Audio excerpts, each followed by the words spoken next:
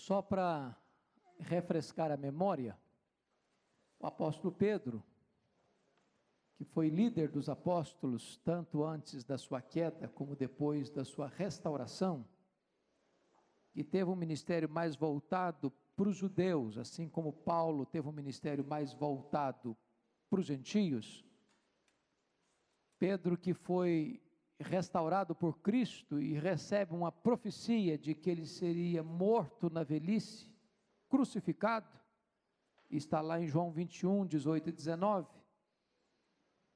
ele, nessa segunda carta, já está escrevendo no prelúdio deste acontecimento, da sua morte.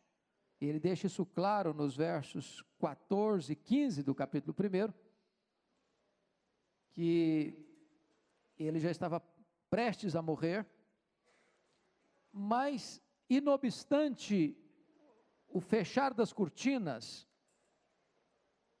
ele escreve essa segunda carta para exortar a igreja, alertar a igreja acerca do perigo dos falsos mestres, que estavam entrando nas igrejas e fazendo um estrago na questão da teologia e da ética.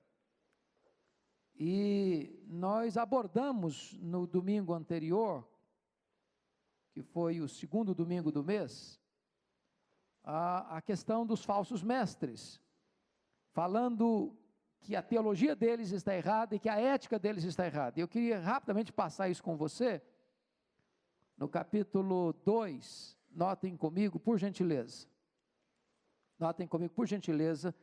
a expressão aí, do verso 1, assim como no meio do povo surgiram falsos profetas, assim também haverá entre vós falsos mestres, falsos profetas no Velho Testamento, porque o Velho Testamento estava ainda sendo, a revelação de Deus era progressiva, estava sendo ainda escrita, e Deus falava por meio dos profetas que recebiam revelação nova de Deus para registrá-la. Mas agora no Novo Testamento, quando já no final da vida de Pedro, muito do Novo Testamento já está escrito, e as cartas de Paulo já eram consideradas canônicas, como vamos ver no capítulo 3, agora nós temos falsos mestres, porque agora não é que alguém está trazendo uma revelação nova errada de Deus, não é falso profeta, agora é alguém que está indo para a escritura, que já está escrita e ensinando de forma errada. Esses são os falsos mestres. E aí você vai ver no versículo 1, que a forma que eles agem é tão errada quanto a doutrina que eles pregam, porque eles introduzirão dissimuladamente heresias que são chamadas aí destruidoras. Então não só o ensino é errado, mas a metodologia é errada.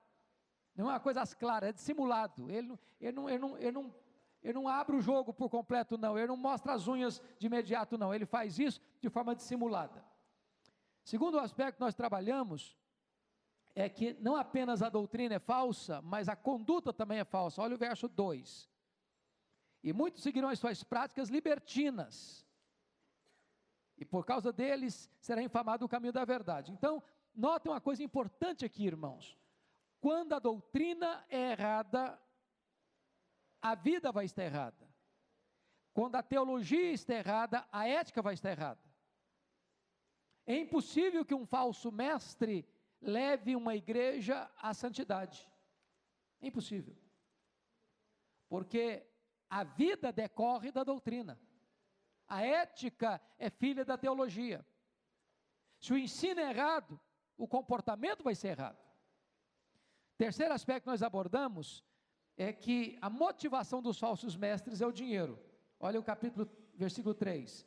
Também movidos por avareza, farão comércio de vós, com palavras fictícias. E aí você vai perceber o seguinte, que um falso mestre, ele não está interessado na sua vida, ele está interessado no que você tem. Ele não está preocupado com a sua salvação, ele está preocupado em arrancar do seu bolso o dinheiro. O que move a ele não é a glória de Deus, nem o amor às ovelhas de Cristo. O que move a ele é o amor ao lucro.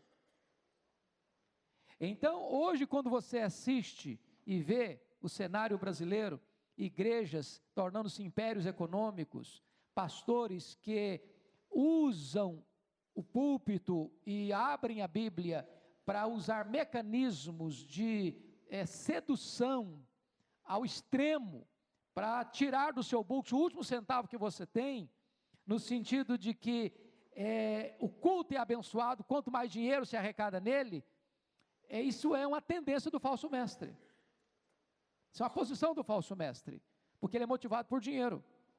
E aí você vai notar no verso 3, que há uma expressão curiosíssima aí, que o falso mestre, está escrito aí, farão comércio de vós, ou seja, ele vê o crente como mercadoria, ele não vê o crente como uma vida preciosa aos olhos de Deus, por quem Cristo morreu, e habitado pelo Espírito Santo, que deva ser conduzido à verdade. Ele vê o crente como um instrumento para o seu auto-enriquecimento.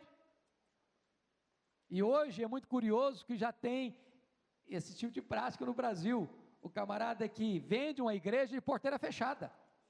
E porteira fechada é uma conversa lá de Minas Gerais, quando o camarada vende uma fazenda, com o gado, junto com a fazenda, ele vende não só a terra, mas vende tudo que tem em cima da terra. Isso é porteira fechada. Então hoje o camarada está vendendo igreja, eu vendo o templo, vendo a aparelhagem e vendo os membros também, vai embora o pacote todo. Estão percebendo? Os falsos mestres daquela época não são diferentes dos falsos mestres de hoje, e os de hoje não são diferentes daquela época. Nós abordamos ainda na lição passada, que esses falsos mestres vão colher os frutos da sua maldita semeadura. Está aí no verso 3b, olha aí. Para eles o juízo lavrado a longo tempo não tarda, e a sua destruição não dorme. Então o falso mestre, hoje ele está no glamour, hoje ele está no pico do monte, hoje ele está com muito dinheiro, ele está formando um império econômico, hoje ele é famoso, hoje ele está aí na mídia, hoje ele está dominando o espaço, hoje ele enriquece, mas Deus está dando corda para esse cara. A hora que Deus puxar a corda, o juízo deles chega. E aí, o argumento de Pedro, notem comigo, é que essa destruição do falso mestre não dorme, porque no versículo 4, Deus já julgou os anjos. Quando os anjos caíram, eles foram punidos. Segundo, olha comigo aí no verso 5, Deus não poupou o mundo na época do dilúvio. Deus mandou um dilúvio. No verso 6, Deus puniu Sodoma e Gomorra. E aí você vai perceber o seguinte, que o argumento do apóstolo Pedro, é que se Deus exercitou juízo no passado, Ele é poderoso para exercitar juízo hoje. Não pode brincar com Deus, de Deus não se zomba, porque o que o homem semear, isso ele ceifará. Pois bem, agora eu gostaria que você acompanhasse comigo uma outra linha que eu não trabalhei, já agora um fato novo, a partir de hoje, do ensino. Os falsos mestres, eles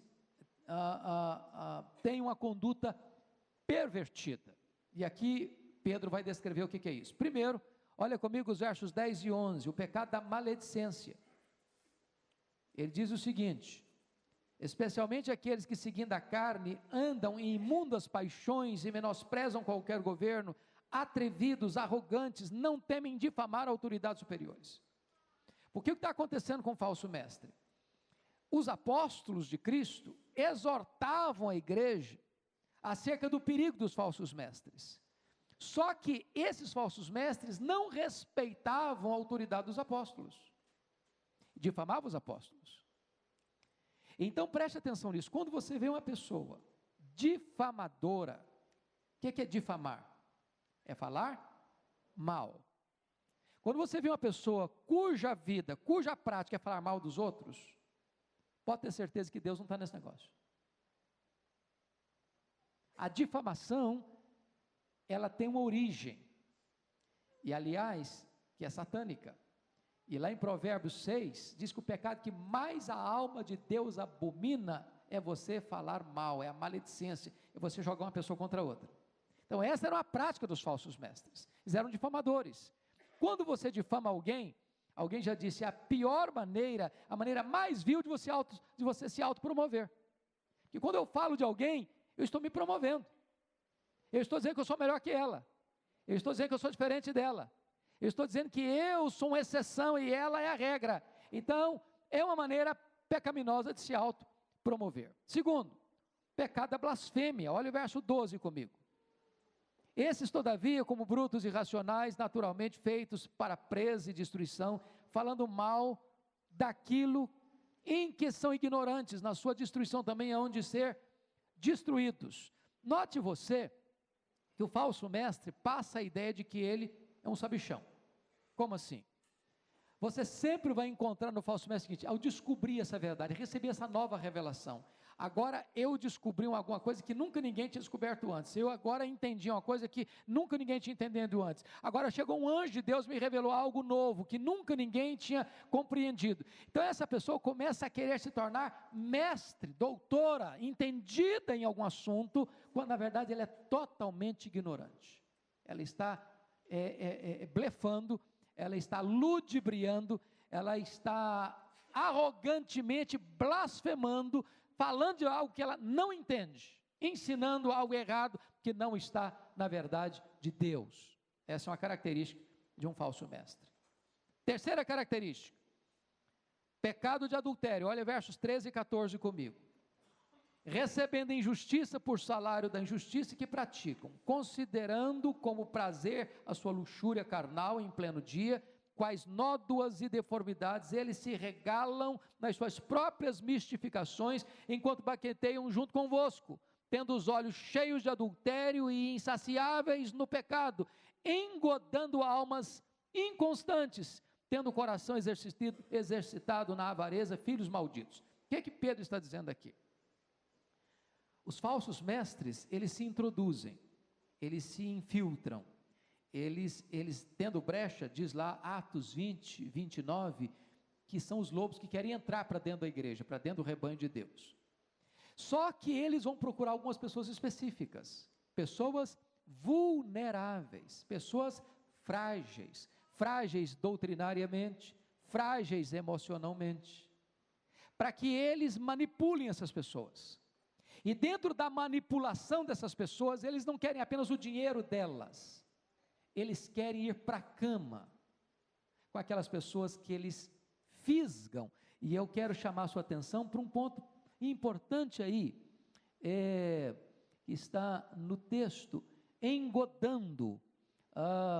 A ideia que aparece é exatamente que essas pessoas usam uma isca para pegar as suas vítimas. E aí você percebe o seguinte, que esses falsos mestres, eles são imorais, eles estão atrás da luxúria, eles banqueteiam com os crentes para encontrar uma ocasião de encontrar uma pessoa vulnerável para explorá-las. É por isso que você sempre encontra nesses redutos muitos escândalos,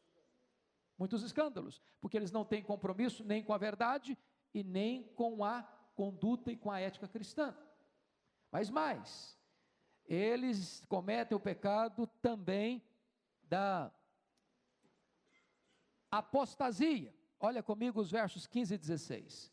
Abandonando o reto caminho, se extraviaram, seguindo pelo caminho de Balaão, filho de Beor, que amou o prêmio da injustiça. Recebeu, porém, castigo da sua transgressão, a saber, um mudo animal de carga, falando com voz humana, refreou a insensatez do profeta. Chama a sua atenção para esse ponto. Abandonando o reto caminho, se extraviaram, seguindo o caminho de Balaão. Com isso, Pedro não está dizendo que esses falsos mestres eram convertidos. Quando você fala de apostasia na Bíblia, você não está dizendo que alguém que foi salvo perdeu a salvação. Você está falando de alguém que recebeu a instrução da verdade, que conheceu essa verdade, que recebeu toda a iluminação dessa verdade, que professou essa verdade, que entrou para a igreja, que fez parte da igreja, no sentido da igreja visível, e recebeu os sacramentos, e fez parte de tudo, mas que, muito embora professou essa fé, nunca foi transformado por essa fé. Está escrito lá na primeira carta de João, capítulo 2, versículo 19, saíram dos nossos, porque não eram dos nossos, se fossem, teriam permanecido conosco.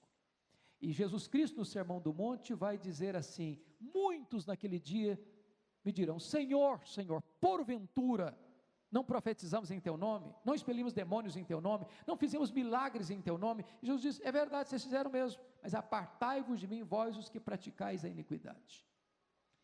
Aqui está um ponto importante, essas pessoas um dia professaram, agora estão negando aquilo que um dia professaram, se apostataram, se desviaram, mas qual é a motivação que se desviaram? Olha a quem eles seguiram, por favor, notem comigo o que está escrito aí no versículo 15, seguindo pelo caminho de Balaão. Quem era Balaão? Era um profeta, que foi contratado por um rei pagão, para amaldiçoar o povo de Israel, e aí quando ele foi amaldiçoado, Deus não permitiu que amaldiçoasse, ele abençoava, e aí esse camarada, não podendo fazer isso, tomou outra atitude, por dinheiro, ele recomendou ao rei Balaque, a introduzir o seu povo, numa espécie de mistura, de casamentos, para que esse povo, que não podia ser confrontado à força, fosse minado na vida espiritual. O que é que motivou Balaão? Dinheiro, o lucro. Agora pense comigo o que está acontecendo hoje no Brasil, quando muitas igrejas resolvem mudar a mensagem por causa do dinheiro, pregam um evangelho ao gosto da freguesia, que atenda à demanda do mercado, com o propósito de quê? De pegar dinheiro. E aí você nota que a Bíblia mostra que os tempos mudaram, mas que o homem não mudou. O homem é o mesmo, com as mesmas tendências, com os mesmos desvios, com a mesma apostasia religiosa, se desviando da verdade por causa do lucro. Agora notem comigo, mais outra coisa, importante aqui nesse processo, os falsos mestres e sua total decepção. Em primeiro lugar, olhem o versículo 17 comigo, os falsos mestres não têm o que prometem. Esses tais são como fontes sem água, como névoas impelidas por temporal. Para eles está reservada a negridão das trevas. Gente, o que é uma fonte sem água? É uma decepção. Você vai para uma fonte buscar o quê? Água. Quando você não encontra água na fonte, você fica o quê? Decepcionado. Quando ele está falando dessa névoa aí, talvez a melhor figura pudesse ser entendida e interpretada com o que está escrito lá em Judas, versículo 12. Estes homens são como rochas submersas em vossas festas de fraternidade, banqueteando-se junto sem qualquer recato, pastores que a si mesmos se apacentam, nuvens sem águas impelidas pelo vento. O que é uma nuvem sem água impelida pelo vento? Ele está falando, irmãos, num contexto do Oriente, onde chove muito pouco, onde o camarada que planta lá, e numa época que não tinha tecnologia sofisticada de hoje, ele plantava aguardando que caísse chuva. Quando aparecia uma nuvem no horizonte, a esperança da chuva chegava, mas essa nuvem, essa névoa, passava embora, sem chuva nenhuma. Decepção. O que esse texto está dizendo? Quando você vai escutar um falso mestre, quando ele prega, ele já percebeu isso? Ele só fala bem de você. Não tem exortação, não. Não tem confronto de pecado, não. Não tem dizer, você tem que se arrepender. Você precisa nascer de novo. Você precisa ser santo. Não, você é vencedor. Você vai ter vitória. Você vai ter isso. Você vai ficar rico. Você vai mudar de carro. Você vai trocar de apartamento. Você vai fazer isso. Você vai fazer aquilo. É só coisa boa para você. Tem um pregador nos Estados Unidos, Joel Osteen, que hoje é a maior igreja local dos Estados Unidos. Esse pregador é o cara mais popular dos Estados Unidos. E ele é um grande pregador, é um comunicador de mão cheia. E a mensagem dele é uma mensagem de encorajamento, sempre de encorajamento. E ele diz o seguinte: eu não prego na minha igreja só pecado. Para quê? O povo já está machucado, o povo já está ferido, o povo já está amassado. Eu tenho que falar uma palavra boa para ele, eu tenho que falar uma palavra animada para ele, eu tenho que botar ânimo no coração dele. Ok, tem hora para o ânimo? Tem hora para o encorajamento? Tem, mas não tem ânimo fora da verdade, não tem edificação fora do Evangelho. E o Evangelho primeiro leva o homem ao desespero da consciência do seu pecado, para depois dizer o seguinte: você reconhece que você é pecador, que você está perdido? Reconheci, então, deixa eu oferecer para você a graça de Deus, para perdoar você, para salvar você, para restaurar você, para fazer você uma nova criatura. Este é o Evangelho, este é o Evangelho. Outra coisa, além de serem pessoas que frustram, porque as pessoas vão se decepcionando, irmãos, pode ter certeza disso.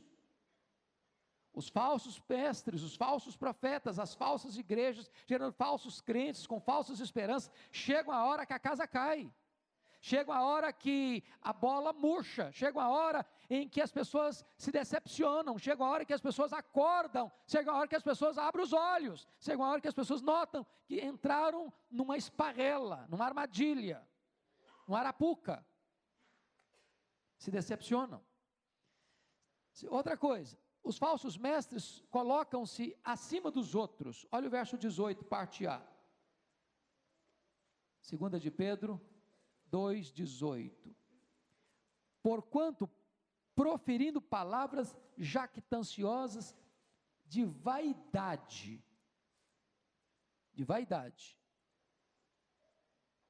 engodam com paixões carnais, por suas libertinagens, aqueles que estavam prestes a fugir dos que andam no erro. A ideia aqui, proferindo palavras jactanciosas de vaidade, a ideia é a seguinte: esse falso mestre, ele se sente o suprassumo, ele se sente assim, no topo da cadeia, ele é o cara. E aí começa a se desenvolver também na igreja brasileira a ideia é o seguinte: eu sou o cara e eu sou ungido. Não fale de mim porque eu sou ungido de Deus, não toque em mim porque eu sou ungido de Deus. Não me confronte porque eu sou ungido de Deus. Eu estou blindado pela minha grandeza. Eu estou blindado pela minha posição de superioridade. E aí preste atenção num ponto, irmãos. Você pode ocupar a posição mais alta na sua igreja. Você pode ocupar o cargo mais elevado na sua denominação. Você precisa ter a humildade de ser confrontado até por uma criança. Até por uma criança. Na igreja de Deus não tem hierarquia. Não tem. Tem posições diferentes de função. Mas hierarquia não. Hierarquia não. E Paulo trabalha isso em 1 Coríntios, dizendo o seguinte: que importa que os homens nos considerem como ministros, como dispenseiros da sua multiforme graça, e o que se requer deles é que sejam encontrados fiéis. A palavra ministro lá, curiosamente, não é a palavra pomposa da língua portuguesa, primeiro escalão do governo, líder da igreja. Não, ali é menos do que diáconos, ali é menos do que dulos, escravo. A palavra ali é ruipereta, é um escravo condenado à morte, que antes de morrer tem que prestar um serviço. Então não dá para você ser um crente, ou ser um pastor, ou ser um líder, e ter bola cheia, e achar que você é o tal. Vaidade, soberba, presunção, de forma nenhuma. Essa é uma atitude de falso mestre, e não de um crente verdadeiro. Mas ainda, notem comigo, que esses falsos mestres são enganadores, que afastam as pessoas de Deus. Olha o verso 18b. Engodam com paixões carnais, por suas libertinagens, aqueles que estavam prestes a fugir dos que andam no erro. A palavra engodam, no grego, é a mesma palavra usada para anzol. Anzol. O que você faz para pegar um peixe com anzol? O que você põe no anzol? Põe uma isca. O que é uma isca? É algo que atrai, apetitoso, atraente. Para o peixe, é um negócio assim, é igual você passar na rua assim e ver aquela televisão de cachorro, né, fritando frango, assando frango assim. Eu acho que quem passa ali é um negócio agradável. O falso mestre, ele é assim. Ele põe uma isca para atrair. sua palavra é boa, sua presença é boa, ele entusiasma você, ele encoraja você, ele aposta em você, ele exalta você, mas o propósito dele é alguém que estava lá fugindo do erro, quase saindo do erro, ele vai lá e empurra o cara para o erro, ele afasta as pessoas de Deus, em vez de ele aproximar as pessoas de Deus, ele afasta as pessoas de Deus, esse é o papel dele, esse é o papel dele. Mas mais, finalmente aqui, para entender isso aqui, esse falso mestre, na sua total decepção, eles prometem liberdade, mas são escravos. Olha o verso 19, prometendo-lhes liberdade, quando eles mesmos são escravos da corrupção, pois aquele que é vencido fica escravo do vencedor. Então note isso, o discurso dele é completamente incoerente, porque ele promete, não, você vai ser livre, você é vencedor, você é isso, você é aquilo outro, mas ele mesmo é escravo, é apenas discurso, vazio, sem substância, sem conteúdo, esse é o falso mestre. Como é que Pedro conclui essa situação? Vai mostrar que os falsos mestres terão um juízo inevitável, porque o verso 20, vai dizer que o segundo estado dele é pior. Olha aí, portanto, se depois de terem escapado das contaminações do mundo, mediante o conhecimento do Senhor e Salvador Jesus Cristo, se deixam enredar de novo e são vencidos, tornou-se o último estado pior que o primeiro. Então, meu irmão, fica alerta aí. Não dê guarida a qualquer pessoa que vem falar com você em nome de Deus. Você tem que ser um crente bereano. Se alguém vem pregar alguma coisa para você, examina a Bíblia. Segundo, nós estamos falando de falsos mestres, então não receba nenhuma revelação nova para a sua vida, acabou a revelação, não tem mais revelação. Hebreus 1:1 diz o seguinte, Deus falou muitas vezes, de muitas maneiras aos pais pelos profetas, nesses últimos dias nos falou pelo Filho. Quando veio Jesus, acabou a revelação de Deus está escrita. Agora, o seu papel é, quando alguém se levantar para ensinar, examine na Bíblia se o que está ensinando é a verdade, não se deixe enredar, porque senão o segundo estado é pior que o primeiro. Aí o verso 21, notem comigo por favor, melhor seria nunca ter conhecido a verdade, versículo 21, pois melhor lhes fora nunca tivessem conhecido o caminho da justiça, do que após conhecê-lo, volverem para trás. O que significa isso? Se você se afasta da verdade, o que o texto está dizendo é o seguinte, depois de conhecer a verdade, o seu estado é pior do que antes de conhecer a verdade, porque conhecer a verdade não atenua a sua culpa, conhecer a verdade agrava a sua culpa, porque apesar de conhecer, você rejeitou. E finalmente, o texto diz que a tragédia do retorno é imundície, e Pedro vai usar uma figura aqui, que é bom não ficar pensando nela antes do almoço, porque senão tira o apetite. Olha aí, versículo 22, com eles aconteceu o que diz certo adágio verdadeiro, o cão voltou ao seu próprio vômito, e a porca lavada voltou a revolver-se no lamaçal. Essa é a situação daquele que, conhecendo a verdade, rejeita a verdade e volta para o erro. Então, acautele-se com respeito aos falsos mestres. No capítulo 3, Pedro vai mostrar agora como os falsos mestres influenciaram uma verdade sublime do cristianismo, que é a segunda vinda de Cristo. E você vai notar uma coisa preciosa aí no capítulo 3, versículo 1.